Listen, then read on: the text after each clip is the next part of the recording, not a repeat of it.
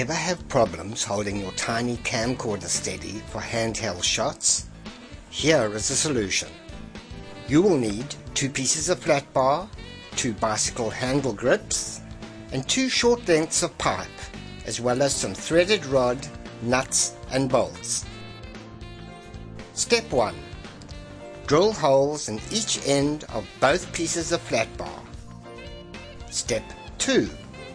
Drill 2 holes in the center of just 1 bar to match your camera tripod fitting, then epoxy a small bolt into 1 hole as a locating pin.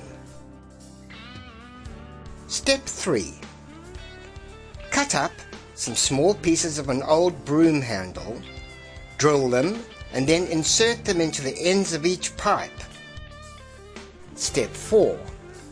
Put a nut and washer on the threaded rod and pass it through the flat bar, and then through the pipe with the bicycle foam grip fitted to it. Step 5. Repeat the process on the other side with the second pipe, and then bolt on the other piece of flat bar. Step 6. You can also fit an external mic or video light bracket to the top bar. Step 7. Attach your camcorder with a 1/4" screw and enjoy really stable handheld camera work.